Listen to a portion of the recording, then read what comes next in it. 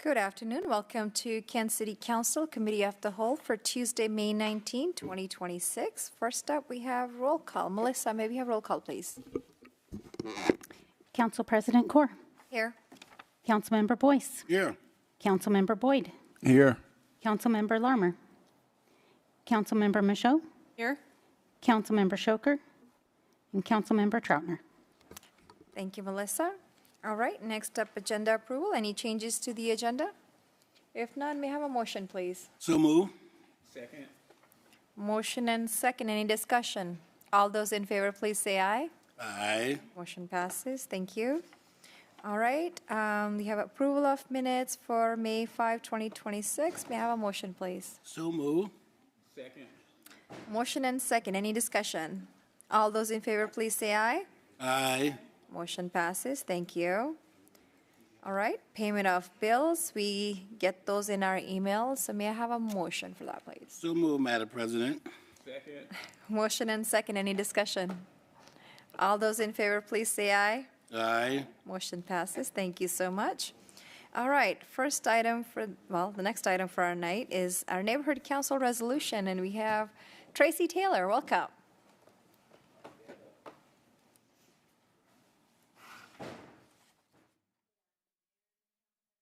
Council, my name is Tracy Taylor. I am Communications Coordinator and Neighborhood Program Coordinator for the city. I've got a couple of things to bring forward to you today, one of which, as soon as we grab our slides, totally fine, Melissa. I'll just get started real quick, though, and it's an opportunity to introduce you to one group that have applied to become a recognized neighborhood council through our neighborhood program. We're going to cover some background on our program, the benefits of recognition, and of course the new neighborhood as well. All right, well, first off is a quick refresher on why we have the Recognized Neighborhood Council model. So through the city's neighborhood program, we encourage resident-led grassroots neighborhood organizations to strengthen connections among neighbors, increase civic engagement, and partner with the city to improve livability here in Kent. And while a neighborhood becomes recognized, it gains access to key benefits like eligibility to our neighborhood matching grants, communications grants, our mini grant programs, staff support from the neighborhood program, and formal recognition from the mayor and council. In turn, the neighborhood agrees to certain organizational requirements, including regular communication with its residents and the intent to partner with the city on neighborhood improvements. Recognition is not just a label. It strengthens neighbors, connects them to resources, and creates a stronger partnership between the city and our residential communities. And now, since the program's inception, we now have, if we count tonight, we'll have 60 recognized neighborhood councils across the city. Those councils have leveraged grant funding, hosted drinks in the driveway sessions, organized block parties, participated in National Night Out, and several beautification projects. For example, through our neighborhood matching grant program last year, the Misty Meadows neighborhood improved their landscaping as you entered the neighborhood with brand new trees. All of this contributes to the broader city goals, public or building connections for people, places, and creating lively and thriving neighborhoods.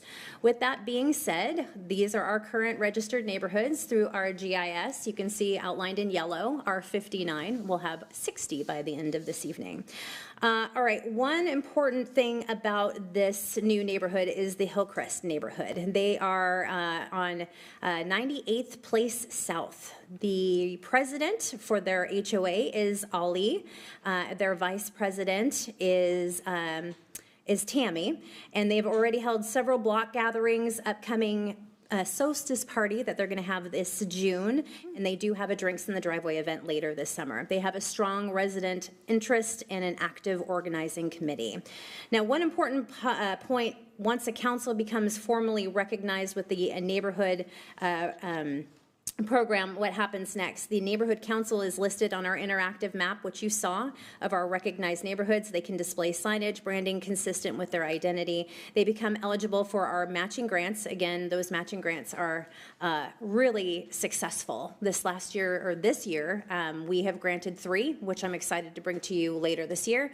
Some great beautification projects, which I'm very excited about.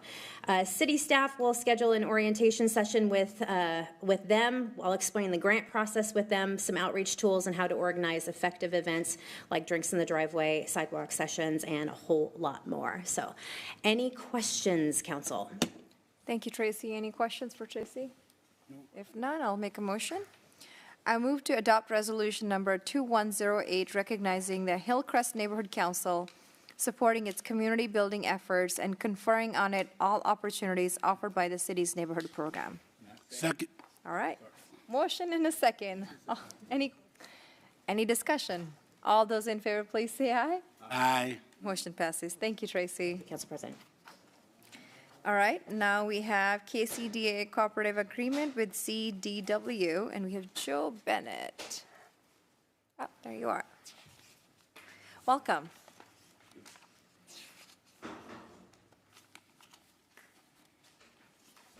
Good afternoon, Council. My name is Joe Bennett. I'm the Deputy Director of IT here at the city, and I'm basically here to present a contract renewal for CDW government, which is using the KCDA AIPA, that's what I call it, the cooperative agreement, which we are using for a lot of different technological purchases, from laptops, monitors, cabling, licensing agreements, subscriptions.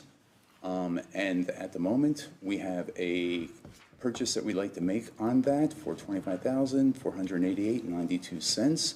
That is for PD Records to make a purchase for laptops and docking stations.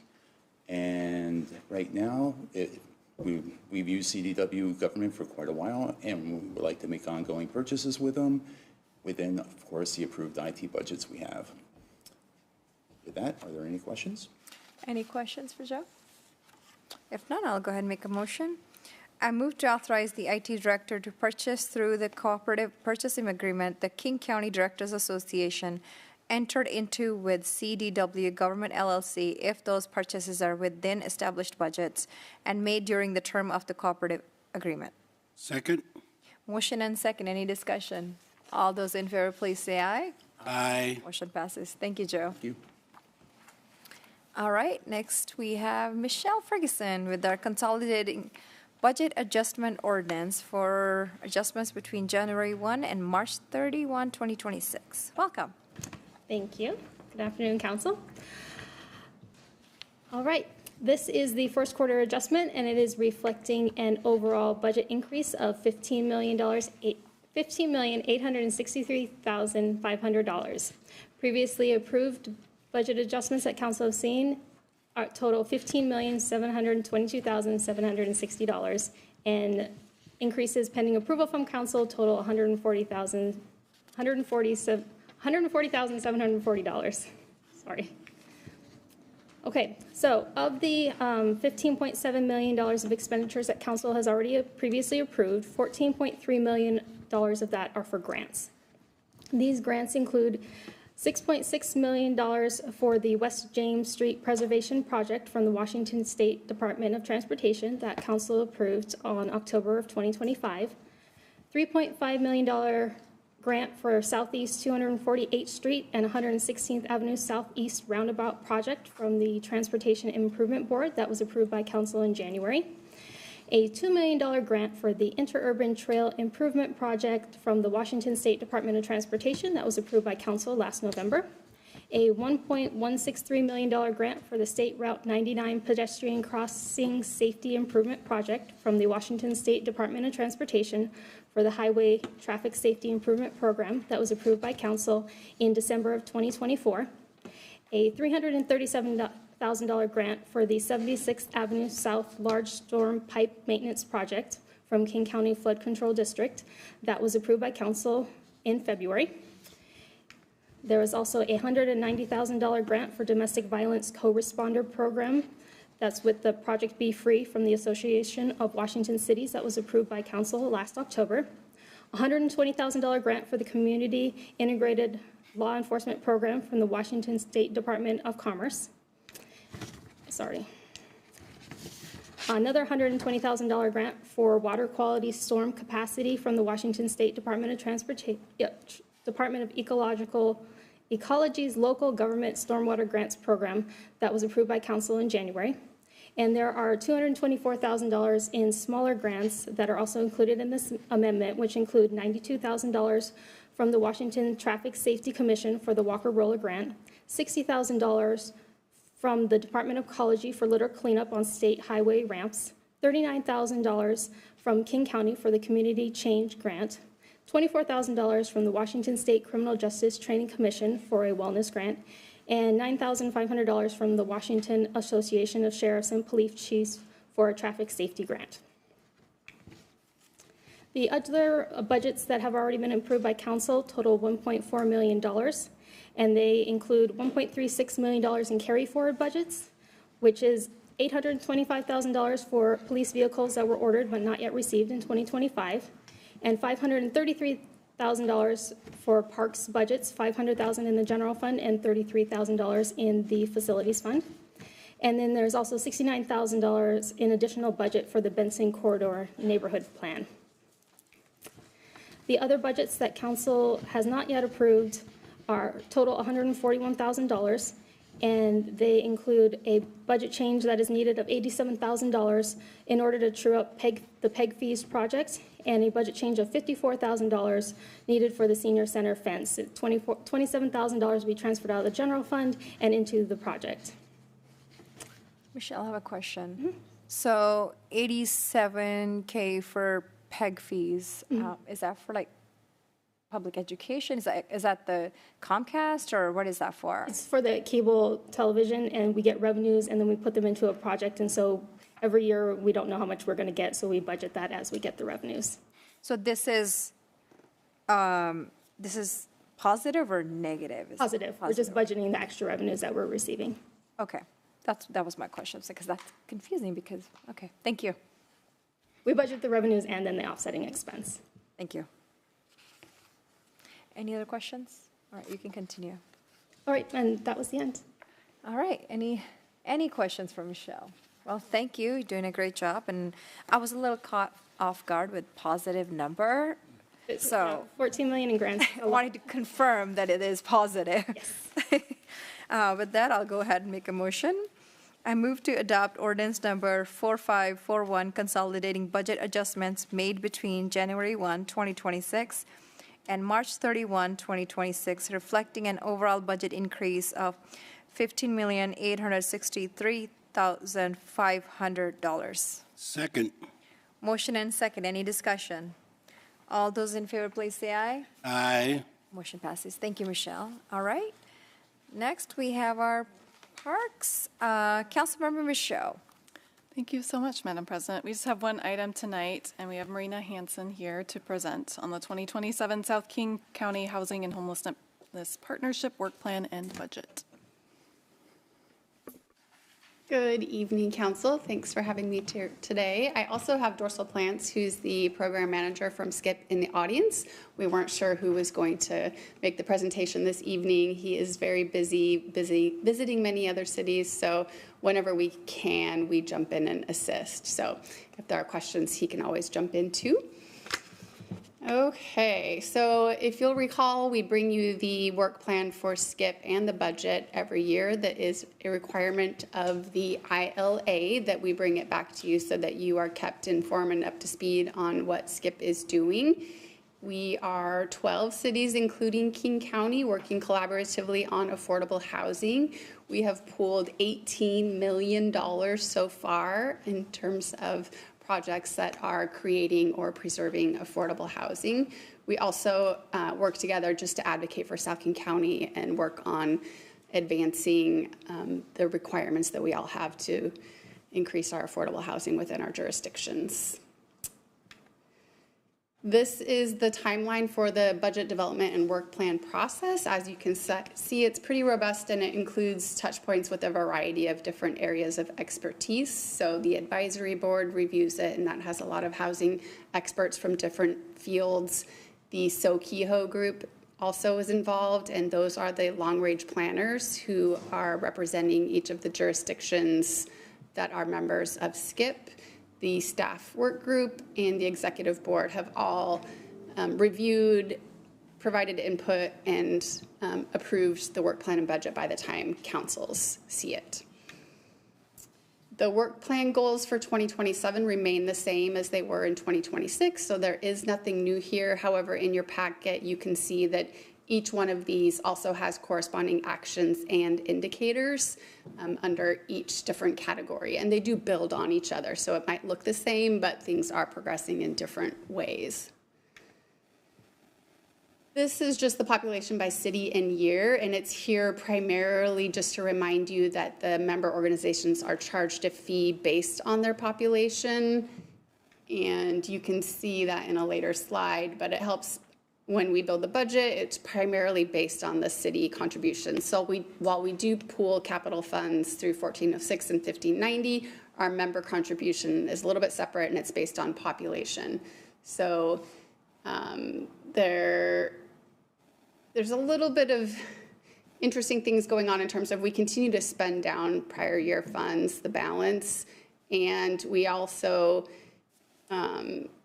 we don't spend the unrestricted funds. Those go into a reserve, and that's really conservative on our end, but that's just to try to really take into consideration South King County budgets and the realities that we all have. So we're trying to make sure that rather than just continuing to increase fees, we're spending things down, we're holding a reserve so that we don't have to continue to increase fees.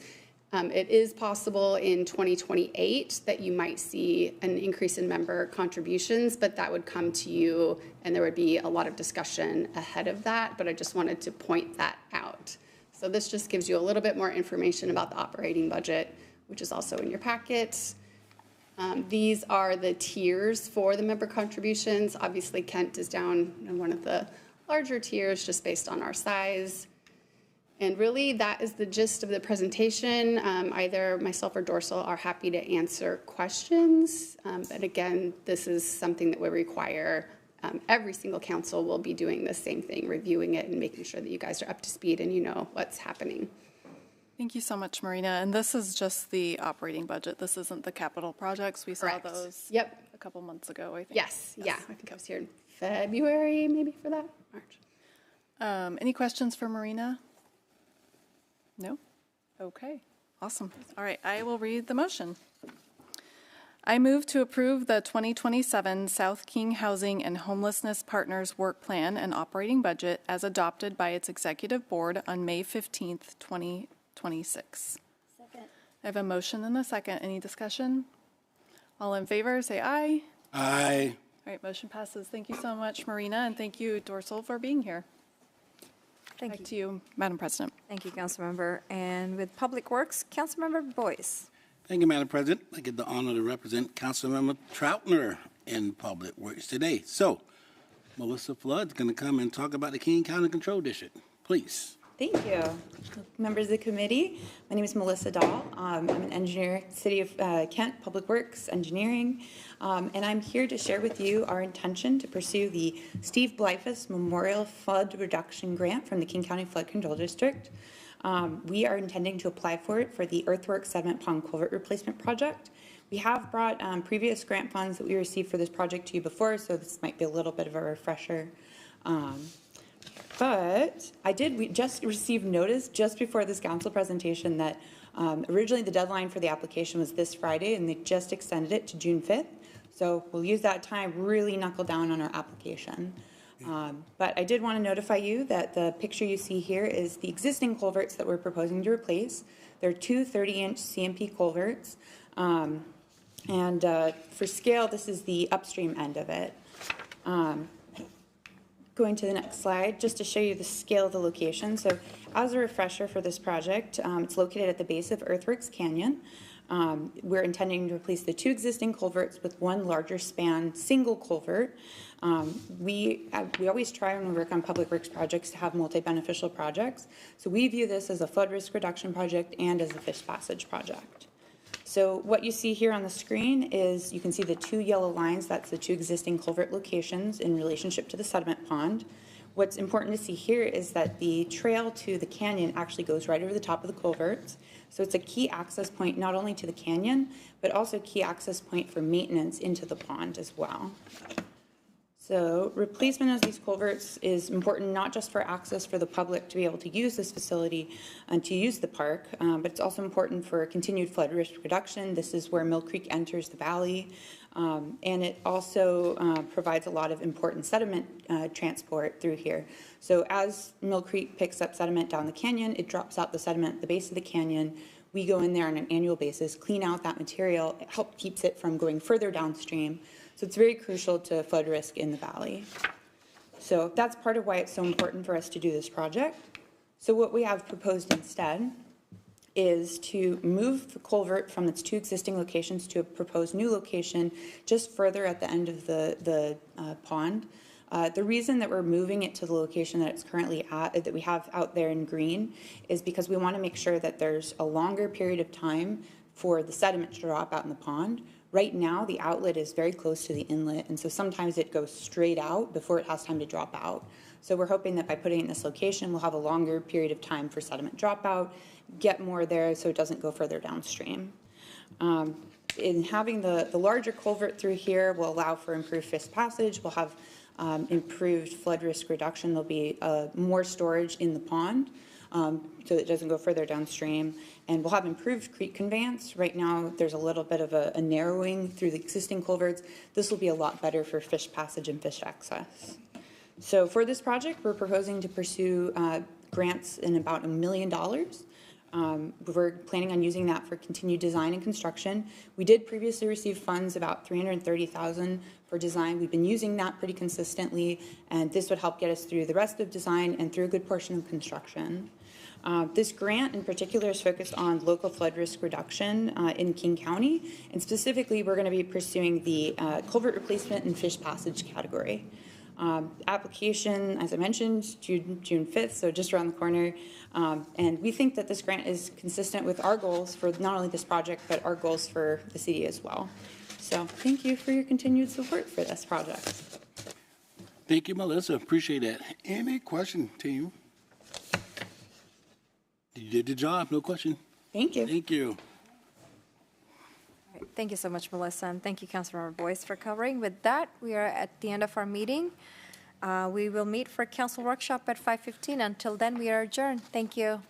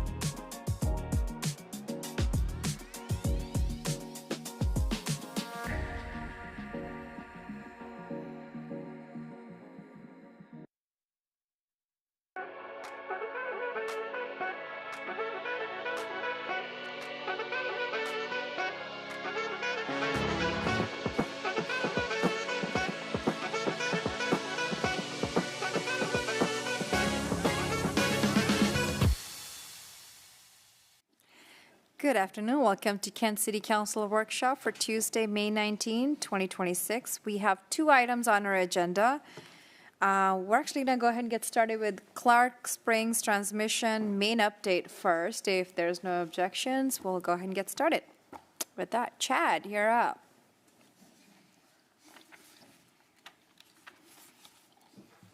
Thank you, Council President. Good evening. I actually was just going to let Ian just get started. So, hey, Ian and Paul are going to tell you the story of what happened out there. This is the Clark Springs transmission main. We had a failure, it's been 3 weeks ago now, a month. And we wanted to make sure council and public was aware of what happened and a little bit more of a discussion on the pipeline itself and the condition. So I'll let Ian take it away.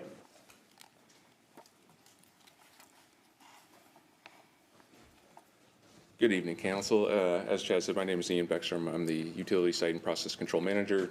With me tonight is Paul Johnson. He is the Water Distribution and Sewer Collection Manager. As Chad mentioned, we did experience a leak on the Clark Springs transmission main 3 weeks ago. So we just wanted to come here and give you guys kind of a timeline of events and actions taken by the city in order to repair that.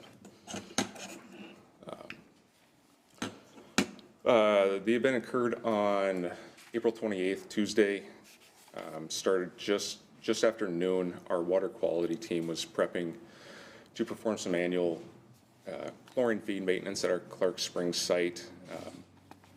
Part of doing that is shutting down the Clark Springs transmission main. We do this in order to prevent any unchlorinated water from entering the system. Just after we started the shutdown process, around 20 after noon, we began to see some irregularities in flow. Our SCADA team started to bring that up. You can see the top right photo there is more or less kind of what our SCADA team is looking at when we do processes like this. The 2 lines represent meters that we have both at Clark Springs and Pump Station 5, which is the end point for that transmission main. If you look on the left side, you can see the pink and blue lines, they both start to decline. That would show us both that they're shutting down, and then after some time, you can see the blue line, which is the Clark Springs transmission main. You can see that flow start to pick back up.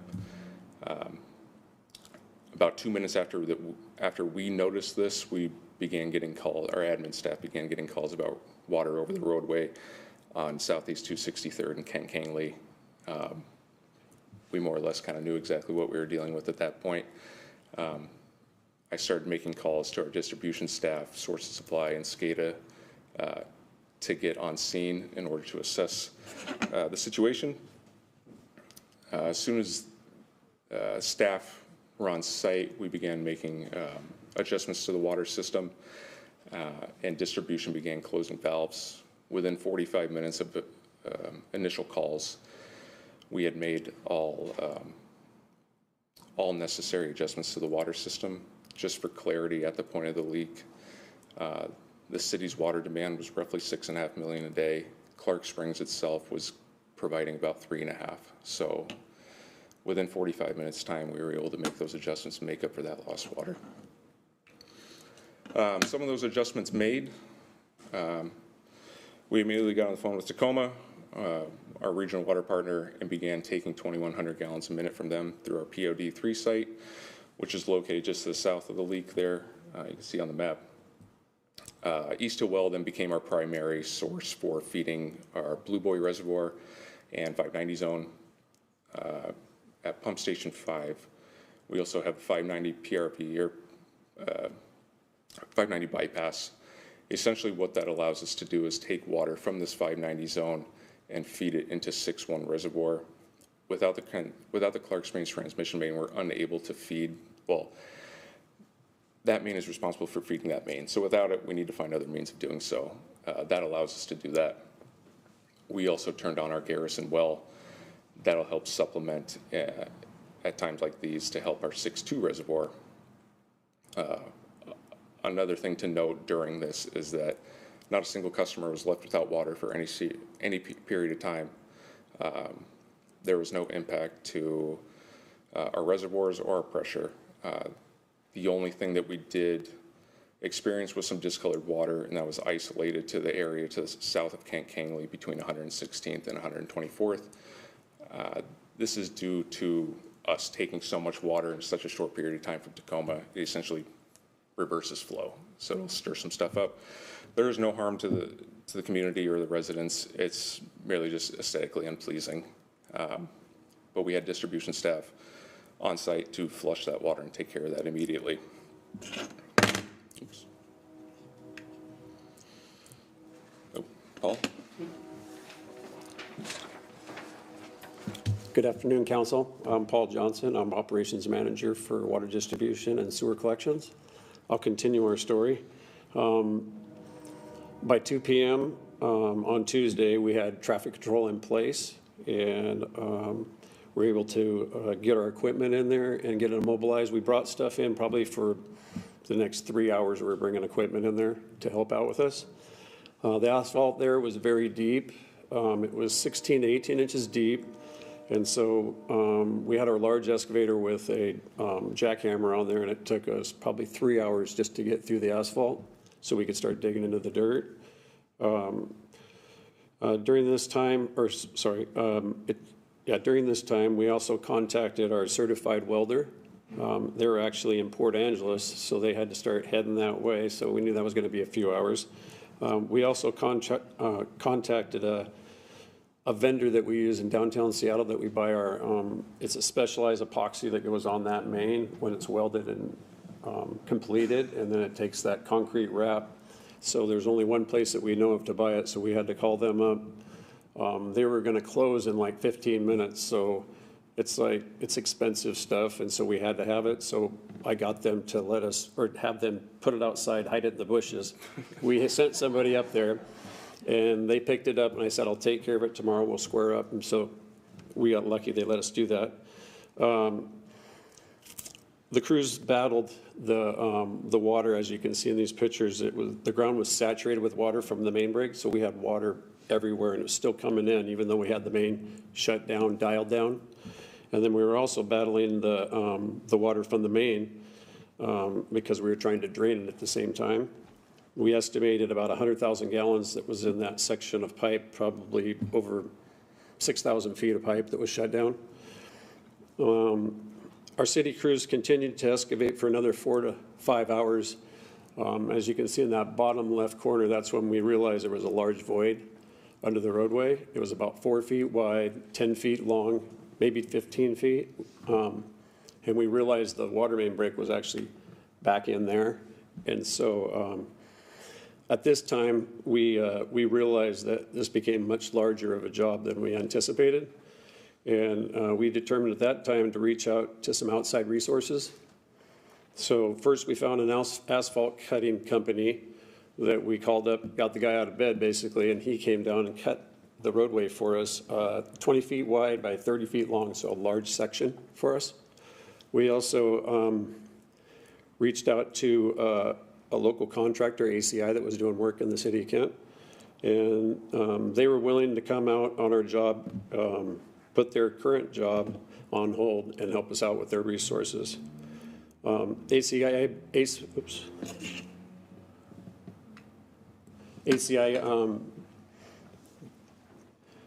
they began to excavate, and they dropped that large trench box in right there on the bottom right, so they could get in there and do the job safely, because you can tell that hole's probably, I think it's 9 feet to the top of the pipe, and it was 13 to the bottom of the hole. So I took that large box right there.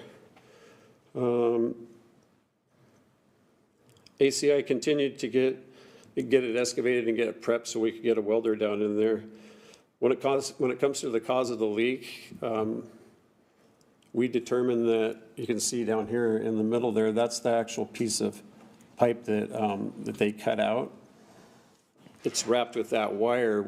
The concrete failed on the bottom of the pipe right there, and the water basically rusted out the band right there, and then it rusted out the pipe, and it caused about a 4 to 5 inch hole in the pipe.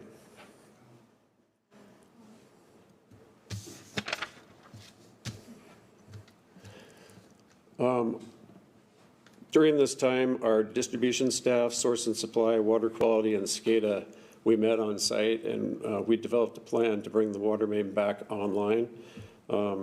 This is a process that had to be well planned and well executed. By 6:30 p.m. on Wednesday night, ACI had it all excavated and prepped for the welder to start putting these large bands on, which is this first one right here. And that's just half of what they put on there. It's a full wrap that they put over the main and they weld it. That's just one side of it. We also ran into some difficulties because he can't weld it he has to have the water completely stopped. And so we were draining a lot of water. We couldn't get it to stop. So we came up with an idea that's why we brought that other band there. There's a rubber piece inside that repair band that we use on smaller mains. And we decided to take a piece of that rubber out of there. And we basically put it on the inside of this half circle repair band there, and we put it up on the main and then put the other one on top. We put ratchet straps on it. We ratchet strapped it together to stop the water so they could weld it. So that's kind of like just kind of an inventive way that we came up with doing that. By 1:30 a.m. in the morning, the repair bands were in place and welded, and we started to get the water main back online. Shortly after we were filling it, we realized there was a couple pinholes where they welded around the sides there. So we had to shut it back down. The contractor got back in there and they welded that up.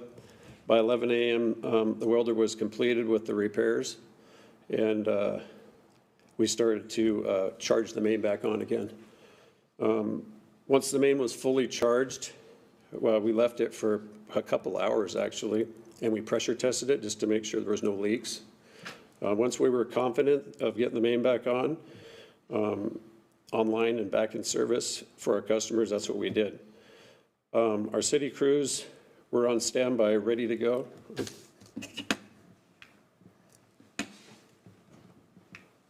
Sorry. Our city crews were on standby. We had 6 dump trucks on standby, as you can see in that picture on the bottom left, full of 1.25-inch rock. We started backfilling for ACI and working with them. It took about 200 ton of material to fill this hole. I think it was 12 dump trucks in total.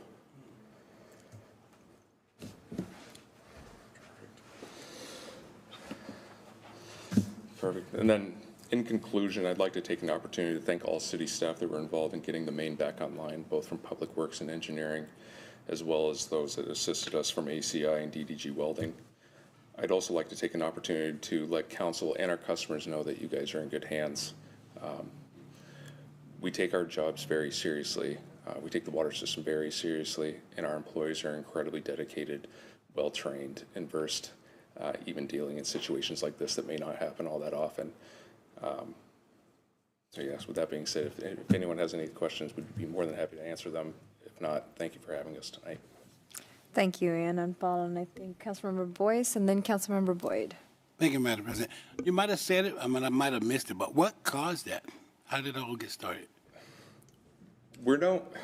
Our belief is that there was the concrete on the outside of the pipe was failed initially, maybe during install or over the last couple of years, and that allowed water to come in and infiltrate the metal, rust it, and eventually create a weak spot. It's possible that when we did the shutdown, that weak spot, some pressure was built up and it let go. And how do you guys know where is it at? I mean, it's big. How do you know it's at over the day? You get some. This one was, Paul can speak to smaller main breaks. Sometimes it's not as easy as it looks. In this instance, we're roughly about 2,500 gallons a minute. It's pretty easy to find. Okay. There's a lot of water. It's a lot. Yeah. The first initially fire was there, and then from my understanding, our signs and marking crew actually came across it and called it in. But yeah, this, as far as main breaks go, this was an easier one to find. Yeah, when we jackhammered that spot out right there, we just kind of take our best guess, when you got a lot of water coming out. And obviously we were off by about 10, 15 feet, like I talked about. Okay, yeah. And so we usually try to locate it, and then we go to it. And how confident we are that there's no other spots that could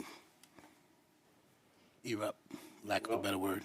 I was thinking about that on the way over here, because I've been here almost 30 years, and this is only the second one I've been on of Amaron pipe, or concrete cylinder pipe is actually what it's called. And so I've only been on 2 actually emergency leaks. The other ones, we've been working on it because we had to do a tie-in or do something to the main. Great job. Kudos to you guys. Thank you very much for your service. Councilmember Boyd. Okay, yeah, thank you. Thank you for the presentation. You were talking about some type of epoxy. What is the epoxy for again? I think I missed that. Protect that pipe so it doesn't rust. So the epoxy coating goes on the steel, the bare steel, and then after it gets tacky, then you put that cement, it's a special cement coating that goes over the top of everything, and that whole pipe looks just like a cement pipe if you saw it from the outside. Okay, and this, Protects everything from rusting. okay, and this epoxy, you said we don't keep it in storage, I mean, for the city, like, so we We don't, tried to, so we did, and it expired. oh, there's, So we had to get new stuff in the middle of the night. okay, we do have some in storage now, right? Okay, Yes, we do. okay, thank you. Councilmember Michelle. Thank you so much. Great presentation. I really appreciate all the pictures. That really helps. There was one slide that you kind of went through really quickly. I know that was my bad. No, it's okay. I think it might answer my question. I'm trying to figure out how you weld to cement. Oh, well, you can go, you don't, well, this. You want to know how he welds to it?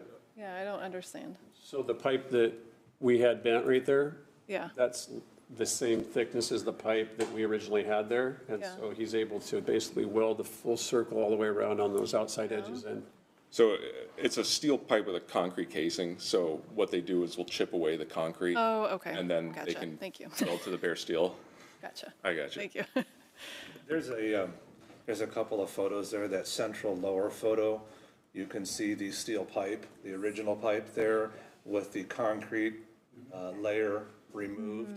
And then the upper right photo, that's where they're welding this new half piece of pipe around that steel pipe. And you could see the ratchet straps on there where they had to ratchet it all down. Take a second. Yeah, of course. Yeah, one quick item on this. You can imagine they're down in that hole and they're trying to weld to it. So you've cut away the concrete, you've ground it off, and luckily you can see on the top of this section of pipe that was our sample, they cut all those wire straps, and they got lucky because when they pulled that away, kind of like a rib cage almost, when they pulled it away, it all fell off the steel pipe on the inside. They still have to grind all that pipe clean so they can weld to it. It's quite the process. You'd asked about the condition of pipe. That pipe we've had, that's been there since 1960. This pipe was produced starting in the 50s. It's very good pipe. Lifespan, probably 100 years plus. We will potentially see issues here and there. We'll just have to keep up with it, but for the most part, it's been very good pipe. It is a little strange, the patches, it sounds a little bit less than ideal when we're talking about how they get it patched. It's a little bit like if you've watched a movie with a leaking submarine, they just weld on a new patch of steel. It's a pretty similar system. They're down there just welding it on, but once they get that welded on, it's like another new section of pipe, and they're able to cover it back up and get the special cement that Paul was talking about that we got in the middle of the night. Again, it's those relationships that our folks have built up with suppliers and the contractors that really made all the difference. So they're making calls late in the afternoon, into the evening. ACI, we made the call at 9:45 to 10. They just luckily happened to be working out on Meeker Street. We were able to get equipment kind of at a moment's notice. Dave won't like me saying this, but Dave Brock came up with the idea to use that gasket from inside the repair band to get the leak stopped. Our specialty welder said he'd never seen anything like that before, and he said he was going to use it in future jobs. He said it really did the trick. So you want to see a bunch of people out there high-fiving in the dark. It was happening, so. Yeah, you might want to get a patent for that, sir. That's what I was going to say. Get a patent. All right, thank you, Ann and Paul, and thank you to your team. I mean, great work by our Public Works team. You know, it's a big event that happened and taking care of it so quickly, so kudos to you and your team, so congratulations. Thank you so much for the presentation tonight. All right, our next item, Paula, you'll have a hard act to follow. We have 2025 financial year in review. We need show and tell. have nothing to play. Will you guys let me borrow your props for a little bit? Oh, yeah. Yes, very exciting. All right, Paula Painter, Finance Director. So you guys did receive your 2026 Mid-Biennium Budget Adjustment book. It has been printed, so I'm glad you're able to receive those. Also, at your dais is a copy of the April financial report that Michelle is going to go through a little bit later in our presentation. So I'm going to go ahead and kick off my presentation. So every year I try to come here and give you a look of how we ended our year, what was happening, kind of just a recap of everything from the prior year. I want to give a big shout out to my budget team and our interim deputy director. So thank you to Michelle and the team back there. They're joining us here today. So Shane and Carly, thank you so much for all your work over the last year and for helping me get this presentation put together. So what are we going to talk about? We're going to look at the 2025 financial report. If you guys do recall, we were going to issue some bonds to help us with the purchase of the new administrative services building as well as the renovations for that building. So I'm going to talk to you a little bit about that bond issue and how that panned out. And then Michelle will come up and give the April 2026 financial report. As usual, we tend to spend a lot of time talking about our general fund. That's really the fund that we have the most discretion over, and also it's a pretty large fund with a lot of information going into it. So this is where we're going to start our discussion. Overall revenues, if we exclude transfers in from other funds, just looking at revenues in and of themselves, 2025 revenue came in at $132.4 million. That's an increase of $6.7 million as compared to the same, as compared to 2024. That would be a 5.4% increase. So when we look at that, I'm going to talk about citywide taxes a little bit further, but I do want to take a minute to at least talk about taxes here on this screen. Taxes did come in about 7.2% higher than they did the year before. You don't see it on the graphic because once I add it to it, then you won't be able to read all those other lines very well. So we'll, like I said, we'll talk about that later in the presentation. Yeah. Can I follow you in this book on a certain page or what? Oh, that one is just for later, yeah. It's not in there. Sorry about that. Yeah. You're welcome.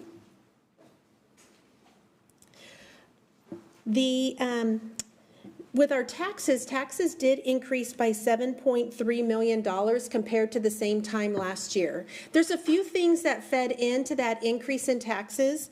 First of all, utility taxes came in about $1.85 million more than it did the year before.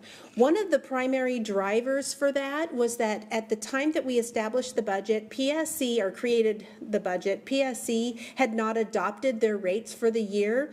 Their rates really did drive that increase in our utility taxes because obviously they're taxed based on their gross receipts. So I believe that PSC's number was about 1.7 million more than we would have received otherwise. So that was a big chunk of the utility taxes. During the 2025 budget, we had some increases to our B&O tax. So we saw $4.1 million in additional B&O taxes, and there were three reasons for that. First off, back in 2018, council, or 19, council passed a series of increases to our B&O tax. And so one of the scheduled increases was for our warehouse square footage to go to from 36 cents per square foot to 48 cents per square foot per year. And that went into effect in 2025. In addition, we did increase the manufacturing rate from 0.001 to 0.00125, so a slight increase in that. And the other change we made had to do with the retailing gross receipts cap. The gross receipts cap was at $20 million, and we added an upper threshold and said anyone who's making more than $1 million really need to be paying their taxes on their full gross receipts. So that did generate additional monies between those three components, totaling about $4 million additional dollars. When we look at sales tax actually came in $500,000 higher than it did the year before. That was a big shocker to us because back in May and June, we were actually running about $300,000 below budget. Below the year before. So we were coming in lower than we had come in before.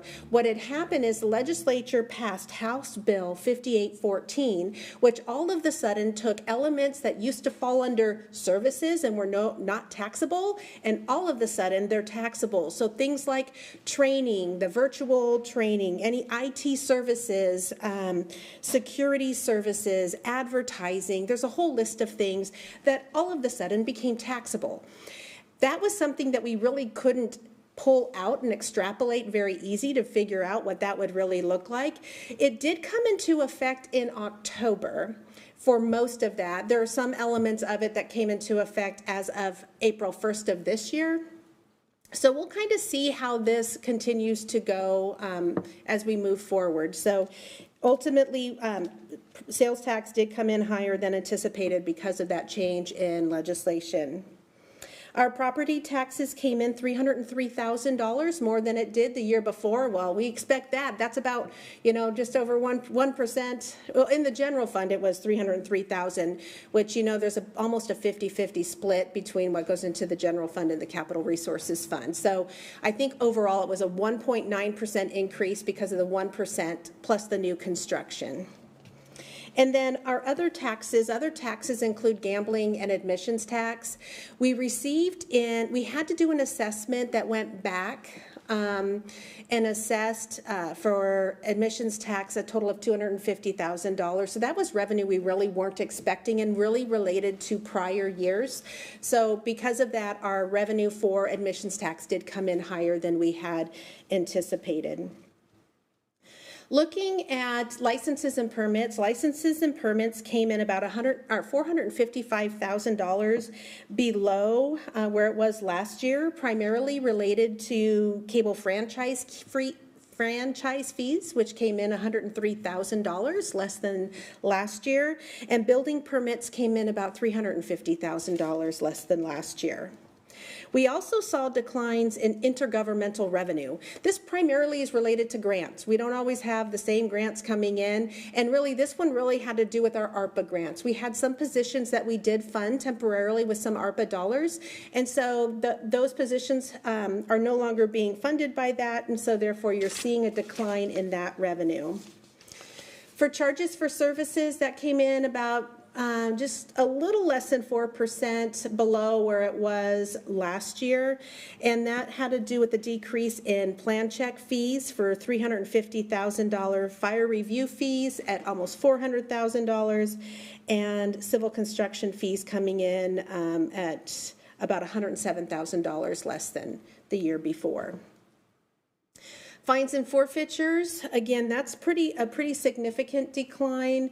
It's a 68% decline, if I can read that far, in those, and that really has to do with a decline in non-traffic related criminal fines of $840,000, and B&O tax penalties came in about $142,000 less than last year. You're going to see interest and miscellaneous. It did come in 35% higher than the year before. A lot of that has to do with interest. So we're earning a little bit more interest on our money that we have available, for one. And then the other thing too is our portfolio, investment portfolio is worth more. If we were to have sold it at the end of the year, we would have made more money than we would have made at the end of last year. That's a fair market value adjustment, and that fair market value adjustment kind of skews the revenues in that field where it's not real cash that we can spend because we don't intend to sell our investment. We want to hold it over the life of the investment. All right, so when we start looking at our general fund spending, the overall 2025 expenditures were $116.2 million. That's a 5.7% increase over 2024. A big driver in that's obviously going to be the CPIW, which applies to a lot of costs related to salaries and sometimes our contracts. And so the CPIW was 3.6%. That's going to address a lot of that. You can see salaries came in at 4.76% more than it did the year before.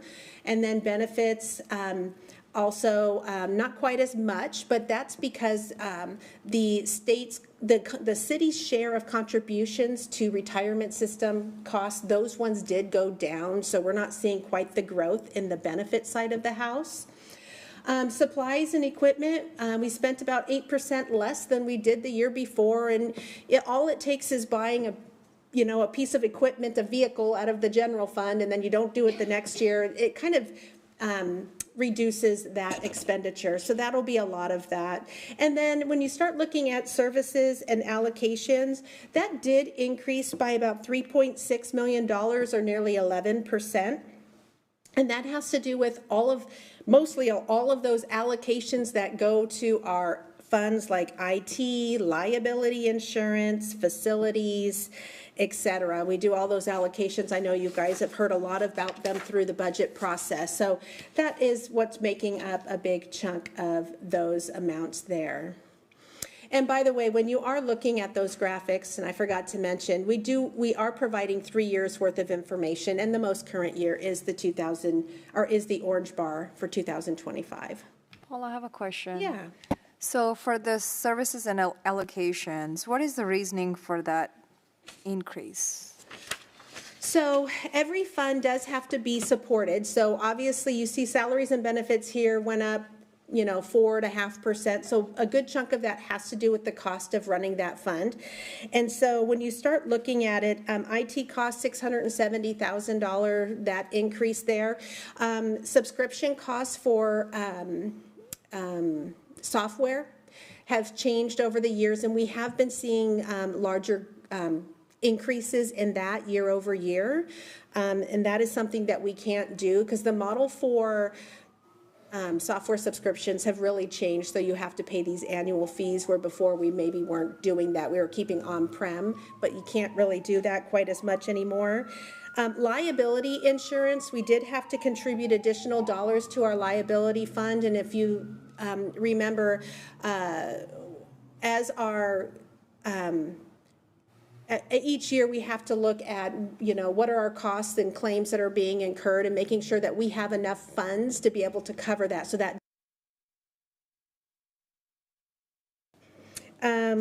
intergovernmental services actually falls into this category too. So you start thinking of things like Valleycom, the RFA,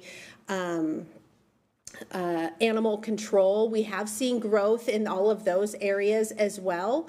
And they tend to keep at about that same, many times even larger growth than just the 4.5% growth that we're seeing here for our salaries and benefits. Thank you. Did that answer your question? Thank you. Okay. So as we looked at as we begin to look at their ending fund balance, our ending fund balance at the end of the year came in at $83 million as compared to $73 million from the year before, so just over a $10 million growth. A lot of that growth had to do with that increase in sales tax that came in at about $1.9 million over budget, not over year to year, but when you start looking at the budget, utilities taxes came in $1.9 million over budget. B&O taxes came in $400,000 over budget. Admissions tax came in $372,000 over budget. And our interest and miscellaneous, primarily related to interest income and that fair market value adjustment, that came in $3.6 million over budget. Looking on the expenditure side, overall, comparing budget to actual, salaries came in almost $3 million under budget, so $2.9 million under budget. Supplies and equipment came in $338,000 under budget. And services and allocations came in 2.15 million under budget. All of that feeding into the fund balance. I'm assuming those unfilled positions, and that's why that seemed like a big number though, but. Yeah, it is a big number. And as a city, one of the things that we do is we budget very conservatively. So we budget every approved position as though it is filled, whether it's filled or not. And more often than not, every year, not every position is filled. So we always have some level of savings. Those savings are really nice because if you do have retirements and all of that, it allows us to be able to, if people have leave balances, cover the costs of cashing out those leave balances, et cetera.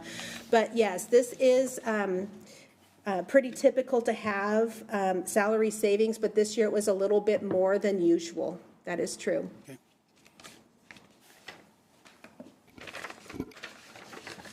All right. All our other funds. So now we're going to talk about everything else that's not the general fund. So you can see that the taxes came in pretty similar to prior years. In fact, they were within 0.25% from where they were the years before. And so these are going to be things like, and we'll talk a little bit more about that, but in the other funds, probably a big tax that we didn't already talk about is our real estate excise tax, and that came in greatly under where it was last year, and we'll talk about that here just shortly.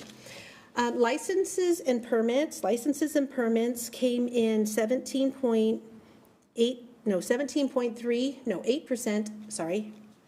I'm trying to read my written thing, which is a lot smaller print. I can actually read the screen better. Yeah, I might need one more pair, yeah. 17.8% over where we were last year.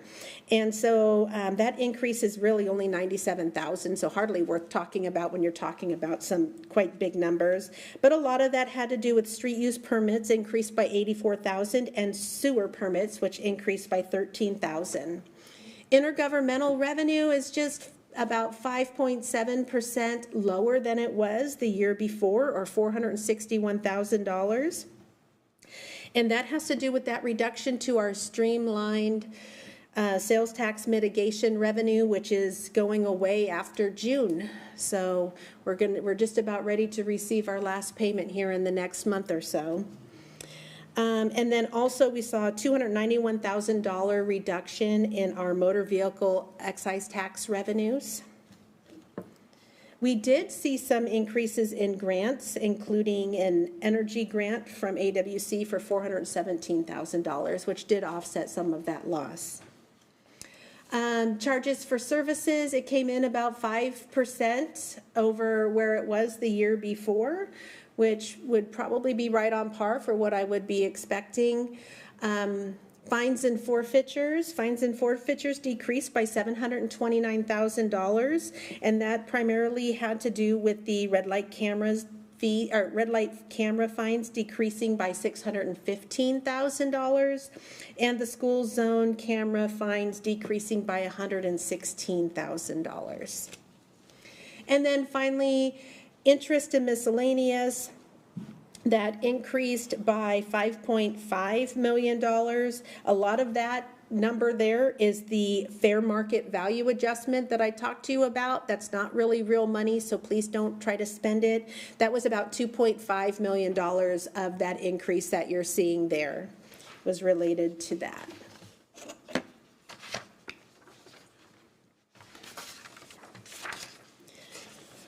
All right, for spending, salaries were increased by about 6.27%, while benefits did go down by 0.9%. The supplies and equipment, that was almost identical to last year at less than 0.5% difference, less than 0.33% difference. And then our services and allocations went up by 8.64%, which does kind of align with what we were seeing in the general fund, just at a little bit lesser of a degree. General fund does tend to take a larger part of the hit from some of our other funds than some of the other funds.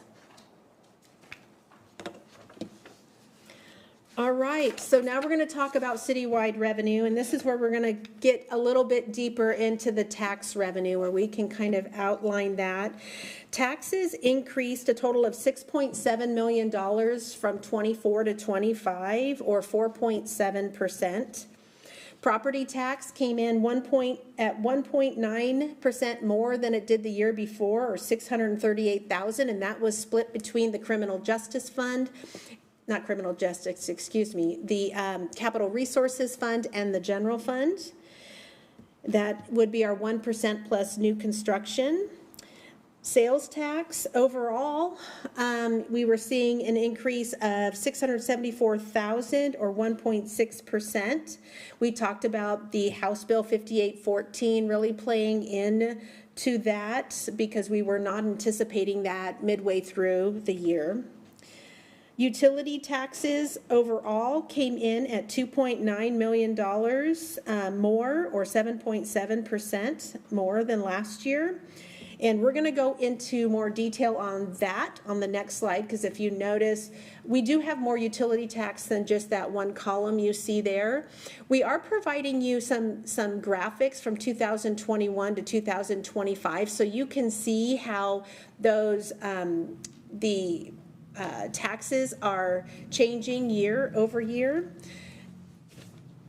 And as you can see, the real estate excise tax on the far right, that is a lot more volatile, and that is only used for our capital program, since we cannot project with much reasonableness really how it's going to come in year over year. And the B&O tax, we talked about just a little bit ago about the scheduled increases, and they saw a $4 million bump. You can see too, if you look at that orange bar for B&O tax compared to the first green bar there, that is, the orange bar is 2022. That was another one of those scheduled increases to our B&O taxes. So you can see how they go, and then they kind of remain steady until the next bump. Yeah.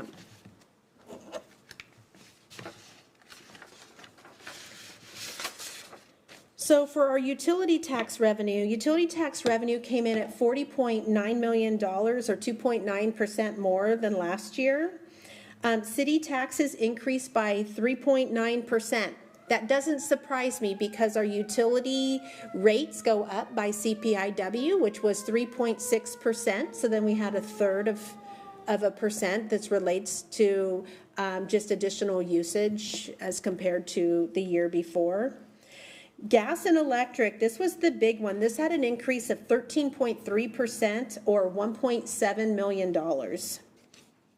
Garbage increased by $1 million, or 9.8%, while we're continuing to see declines in telephone and cable, as we have been seeing year over year. This time it was an 8.7% decline for cable and a 6.8% decline for telephone.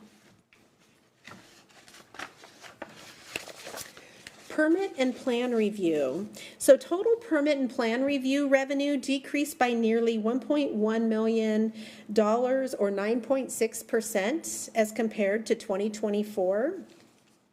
When you start looking at the categories in which this is happening, building and structure permits declined by 14.8% when you're looking at actual to actual, and it did come in under budget by about 11.6%.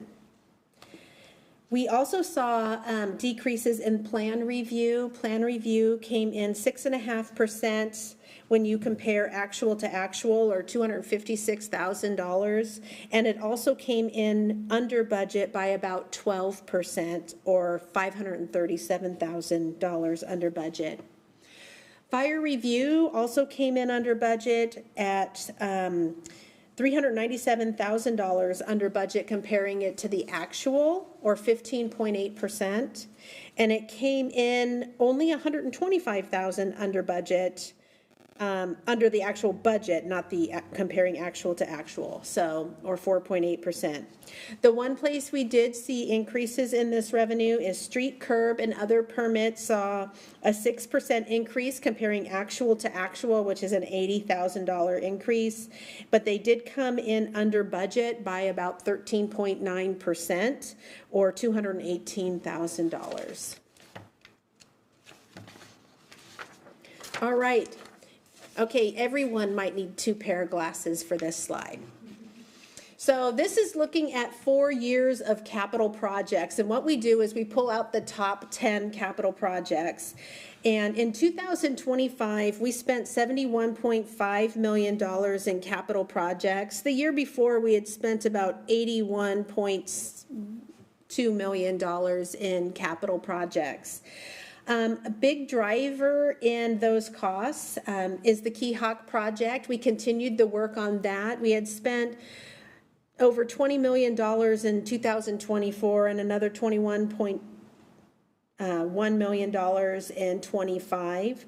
We also continued work on 224th, 228th between 94th and 104th and spent an additional $6.2 million in 2025 on that project. Also, the Mill Creek at 76, the flood protection work there, we spent an additional $5.2 million. We had spent money on that also in 2024. And we continued our pavement preservation work and spent $3.3 million, and Linda Heights Pump Station at $3.3 million. If you look at the other projects that are not included, up above is things like golf, ECD, fleet, police, and facilities. And then, that is the end of this. Do we have questions on the activity that happened in 2025? Thank you, Paula, for the presentation. Councilmember Boyce. Thank you. Just make a comment. Yes, again, thanks for the presentation. Like a pretty good year. A lot of good things happen, which is good. And that's another reason why we need to continue to be conservative in our approach, because you just don't know what's going to happen. So kudos to you and your team. I appreciate that. Thank you very much. Any other questions or comments? Okay, you can continue on. All right.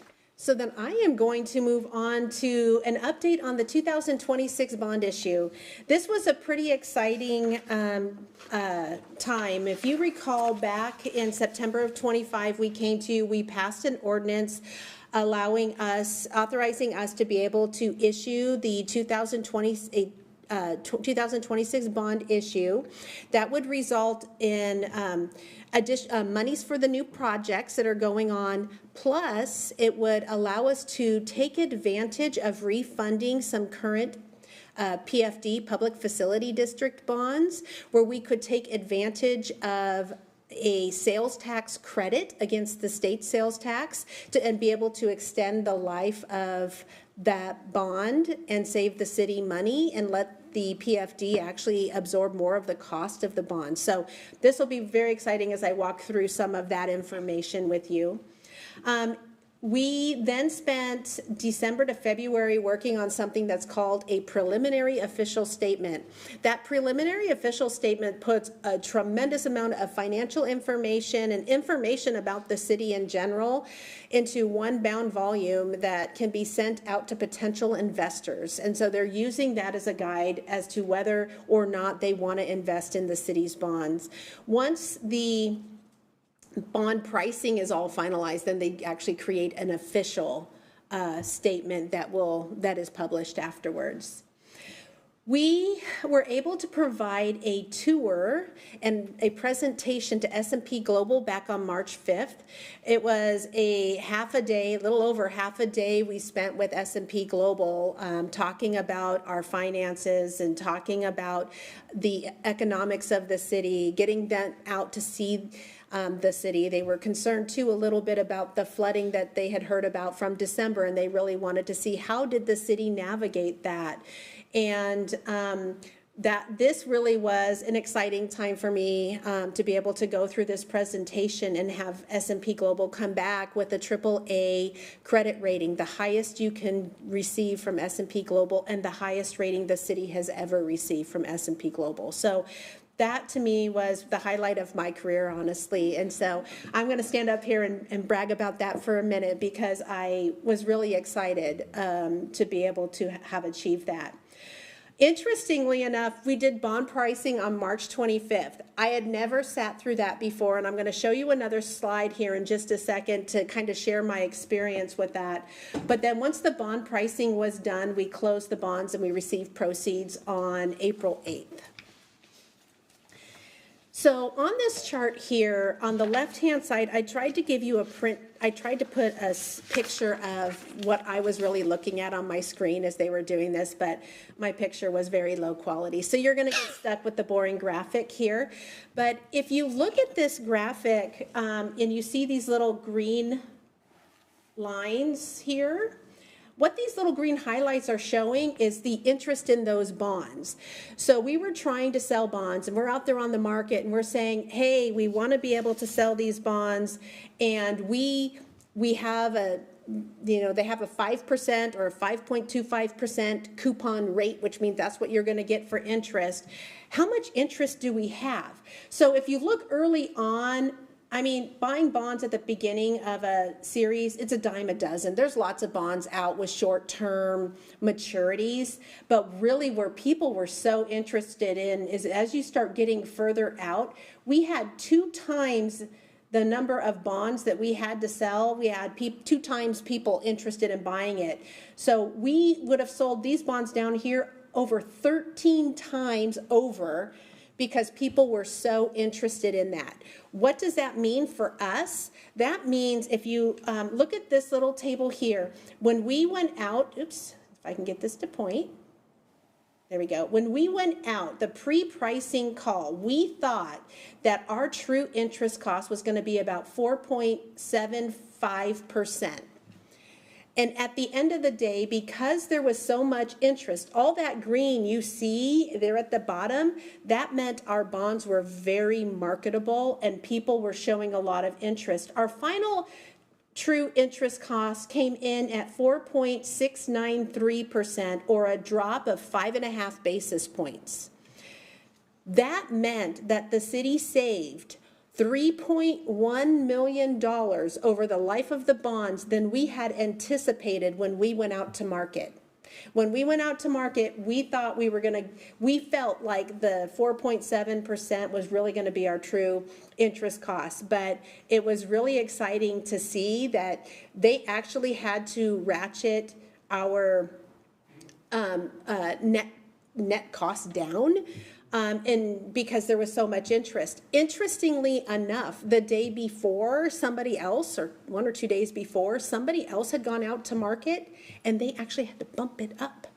So we timed this really perfectly. And so that to me was super exciting to be able to see that we'd go out, we'd be able to save this money. That have a lot to do with the financial stability of the city, doesn't it? Absolutely. Yep. It had a lot to do with the high credit rating. The other thing, too, that was really interesting, too, is as you could see, the bonds that were further out, those were people really interested in. So then people were drawn to our bonds, too, because we had that PFD, where we were able to extend out the life of that even further than what we did here for the new money portion. So at the end of the day, the face value of our bond issue is $88,555,000, of which $53.165 million is for our new money, so for our projects, and $35.39 million is for refunding that PFD debt. We actually had $36.2 million in PFD debt that we paid off with that $35 million because we sold it at a premium. So we got more money than what you see there on the board, which is great. What it did is for our refunding, our annual debt service went to $2.122 million per year on average, where prior to that, the bonds that we refunded, which is the 26 to 35 bonds, they had a debt service payment of $4.577 million per year. So we saved, what, $2.4 million almost, $2.355 million a year in debt service. That is huge for our capital program, and it's really huge moving forward. Our total debt service with the new money and the refunding is on average $5.6 million. Again, that's compared to what we had, $4.6 million. So not that much more to have money at hand to be able to do these projects that we need to do. We did not refund the 2036 or 2037 bonds with the PFD because they had a 3% interest rate, and why do it? We didn't need to take advantage of it. So in 2036 and 2037, our debt service payment is going to be huge because guess what? We have to make these two payments. We're going to pay interest on them every year leading up to 2036 and 2037. We still have to pay our $5.6 million in debt service, but we can plan for that. We know it's out there, we know it exists, and it still saves us money. So we're really happy about that. That's all I have on the bond issue. Do you guys have any questions related to that? So that 50 million, is it in the bank? Where's it at? Yes, it is in the bank. So we did receive, so the 35 million went to escrow to pay off the old bonds. And the 53 million is now sitting here at the city, and we are investing it until we're able to spend it down. You, back in September, you guys also authorized us to declare the intent to reimburse ourselves. So some of that $53 million is paying ourselves back for things like the purchase of that building, the escrow costs related to that, and also some of our consultant costs that we've already incurred to date. In addition to that, a piece of that money, $5.5 million, was used to reimburse ourselves for the steel that was, no, not the steel, for the work that was done at Keyhawk. And so that, those dollars are, there's a portion of that that's used for Keyhawk as well. Okay. Awesome. Thank you. All right. And you're not done hearing from finance yet. Unless you guys have any other questions, I'd like to be able to call Michelle up to provide you with the April financial report. And once again, great job on the bond process. You guys did really, really good. So, Thank you. Thank you. Thank you, Paula.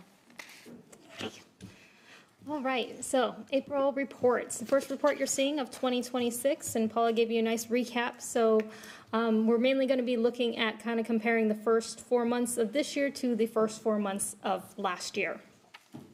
So a lot of the things I'm highlighting have to do with timing in this report. It's early in the year. Some revenues or expenditures we only have once a year. So when you only have 4 months of the year, it kind of skews some numbers. So I'm going to point those out to you so you don't think that we have any issues going on. But mostly good news in this report. So first up on page 3 of your report is property taxes, and that one has been highlighted because we are seeing about a $450,000 decline from the revenues last year and the revenues the year before. This is likely a timing issue. We do normally get about 15% of the first part of the property tax of the year in May, so we're hoping that those come in next month. If it is a problem, I'll let you know in our next report, but hopefully all of that will balance out.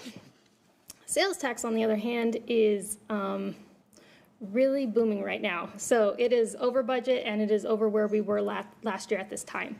So just as a reminder, it is a 2-month lag, so that number that you're seeing in February is from sales that happened in December. So $3.7 million in actual revenues, which is $400,000 higher than we had seen in the prior year, and it is the highest that we've seen ever in the month of February. So as Paula had mentioned, it could be a combination of that new House bill that passed. It could be extra spending. We're not sure. So in the May report, I will take a deeper dive and let you guys know kind of what category is seeing that bump up in revenues. And then on this slide, the utility taxes, Paula also touched on this, that we are seeing higher revenues in electric. But the other utilities, so utilities, the internal utility taxes, so water, sewer, drainage, as well as gas and telephone, are coming in right on budget. We're not seeing any issues there. Cable is seeing a decline. It's at an 11% decline now at this point in the year from last year. But we did budget that knowing that that was going to be continuing to decrease. Telephone is actually coming in on budget and actually hasn't decreased from the revenues at the same time last year so far. But electric, PSE had a rate increase of 12% that has gone through, an average of 12% for residential increase, we are seeing a 20% increase right now in revenues for electric, which is a little bit surprising. So that's why this is coming in quite a bit higher than we had anticipated. So we're not really sure why that is. It wasn't an extremely cold winter. So we'll just see if that trend continues throughout the year, or if it's kind of a more just in the winter. And then garbage utility tax is at a 10% increase from the same time it was last year.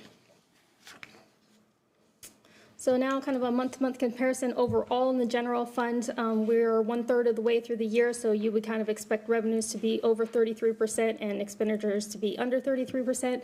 And overall, we're hitting those targets. We already talked about property tax and that, how that has a variance. But intergovernmental revenue, this is one of those ones that's going to be based on timing. We get our fire insurance premium tax once a year, and that comes in May. So that's why we're a little bit below the percent of revenues in that category, but that should catch up next month.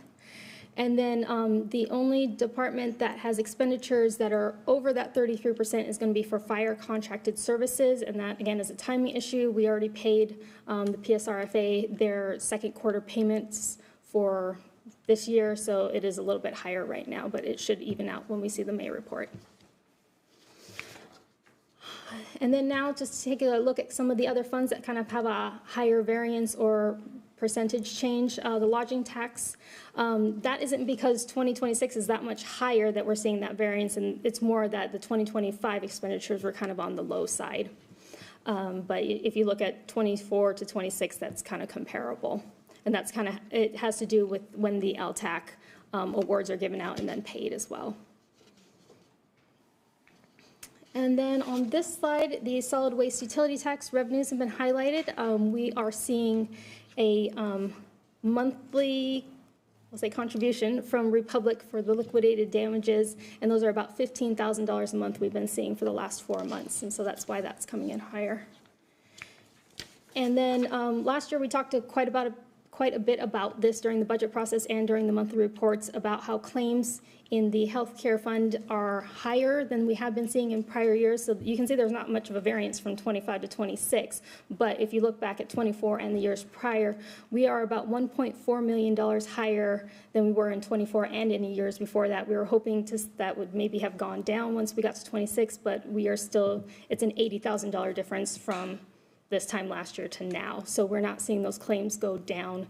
And we budgeted accordingly when we did the 26 mid-biennium budget, but we will probably have to see another increase when we work on the 27-28 budget. Are there any questions? Okay. This could be for Paula. I'm just curious, when we look at our general fund, how much is that goes towards salary and benefit? Will you say 80%? It's in the high 60s. Oh, really? Mm-hmm. Oh, that's good. Okay, cool. Thank you. Any other questions or comments? This is really looking positive. Mm-hmm.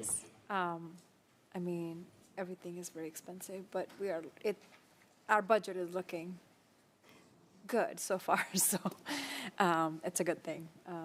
And thank you for this presentation. Any questions or comments? We can take credit for the budget. That's our job and our responsibility, right? So we can pat ourselves on the back. Fund balance. Yep. Yeah. Yep.